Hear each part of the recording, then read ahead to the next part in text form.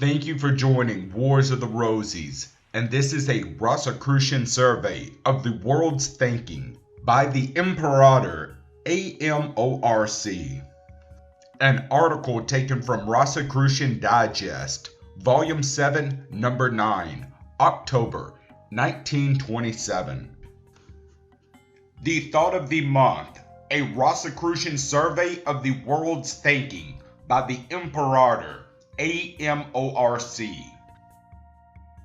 Throughout the religious and philosophical world, attention is centered at this time on a plan which originated in Denver, Colorado, and has spread to every large city.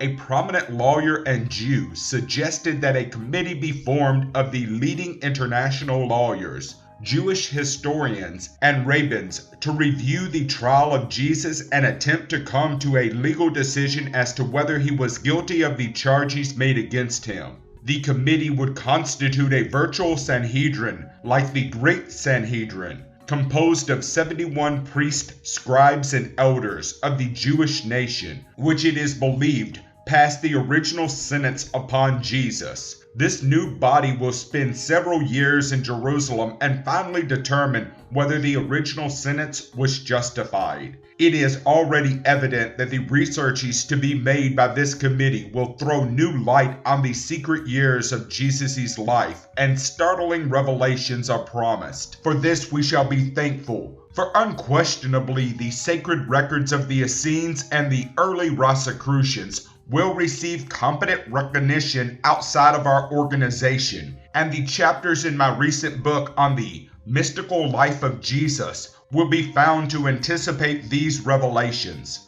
What this new Sanhedrin will learn, however, that is of real religious and mystical importance is that the great Sanhedrin of Jesus' time did not condemn Jesus nor even sit in official hearing of the charges made against him. It was not within their province, since the charges were of a political nature, and certainly the Sanhedrin could not have condemned Jesus to death, for it was not within their power to render such a verdict, according to Jewish law. To the Rosicrucians, there is one point in connection with the condemnation of Jesus which carries to our minds a great lesson and reveals a great law. It was well known to the Essenes, to the great masters of Egypt and Palestine, to the Nazarenes, and to Jesus himself, that his messiahship was to end just as it did end, and just as had ended the career of every true avatar before him. The mystical close of his life was ordained as truly as was his birth and his mission.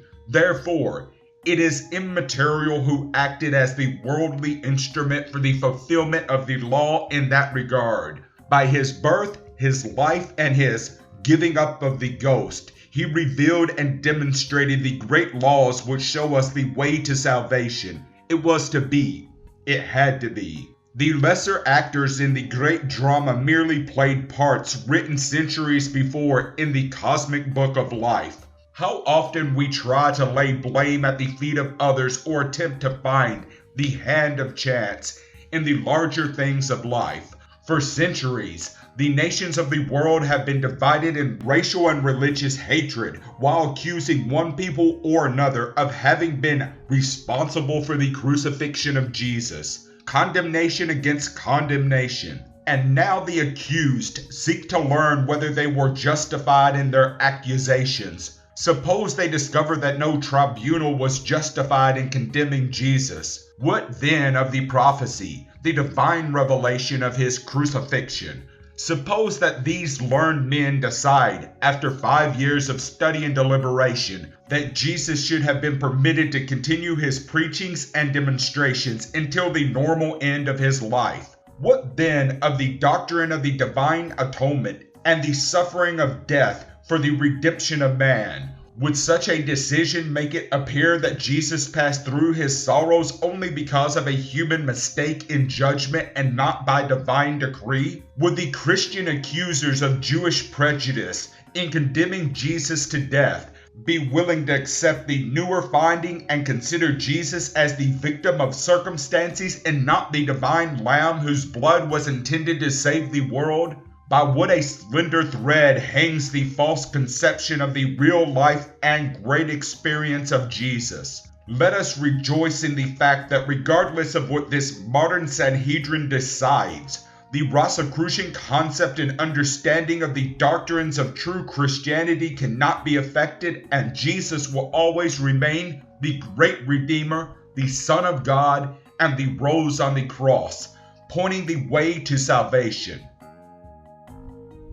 Thank you for watching, and please don't forget to share, like, subscribe, and comment. And if you can, please consider donating to Wars of the Rosies. Links to PayPal and Patreon are in the description.